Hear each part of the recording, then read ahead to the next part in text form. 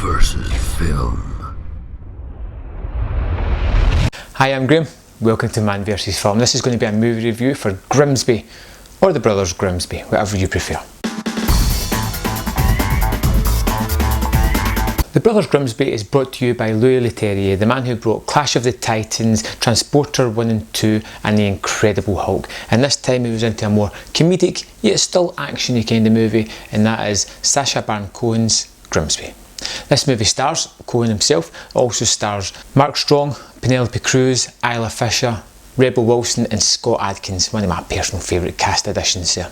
A brief synopsis of the movie is a top spy's latest mission in life is turned upside down when his estranged older brother, a rude, crude football hooligan, manages to track him down in the middle of a secret mission. First off with Grimsby, I had a trailer that actively discouraged me from seeing the movie. I went into the movie just wishing it would be over as quickly as possible, hoping that it was at least short and I could get through it as quickly as I could. But what I found was a movie that I genuinely enjoyed and genuinely had many belly laughs at. Sacha Baron Cohen has a knack for creating these weird and wacky characters. Some of them work, some of them just don't.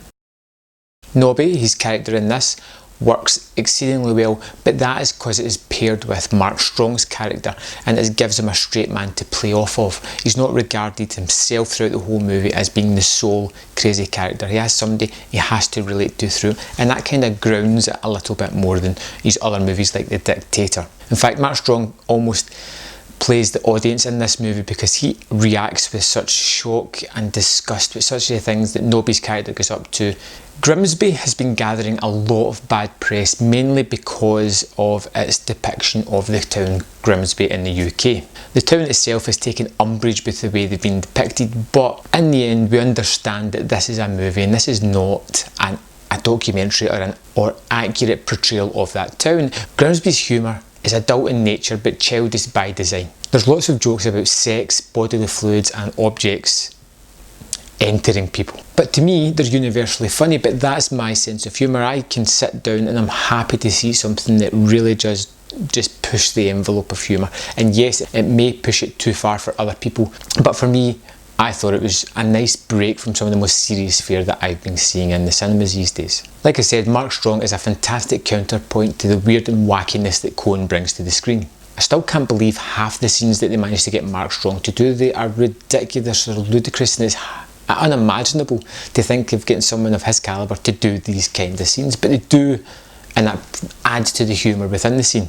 There's two stories going on within Grimsby. The first story is Nobby being reunited with his long lost brother, a sort of fixation that he's had since his brother was taken away from the orphanage and he was left on his own.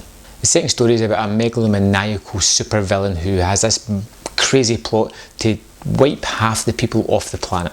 It's hard to figure out which one of these storylines is more cliched, but the film wisely missteps this by not focusing too much on the story and pushing by it with more humour. It realises that this, at its heart, is a comedy and it's here to entertain and not to be bogged down by the plot points, which are unnecessary generally in this movie. It's just basically getting from one chuckle to the next.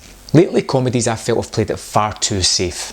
Things like Get Hard and Daddy's Home and Horrible Bosses 2 did the basics, but they never really pushed the envelope of humour too much.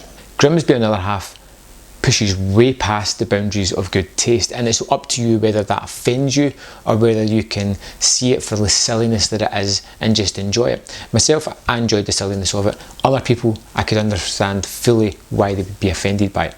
Some of the supporting characters are given very little or not much to do at all. Scott Adkins is in for one scene, Rebel Williams shows up for a couple of scenes here and there, Penelope Cruz is underused. These people are here just to make it look like a far more star-studded affair. One of the secret weapons that Grimsby has is the runtime. This thing is 84 minutes long, and that's including the credits. Grimsby never outstays its welcome.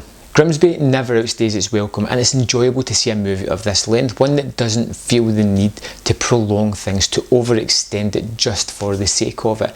This movie is fully contained within that 84 minutes, and it's more than enough. I left the cinema happy with the length of it, happy with the entertainment that I got during it, but I felt as if it was the right amount of time spent with these characters as well. Overall, I liked Grimsby.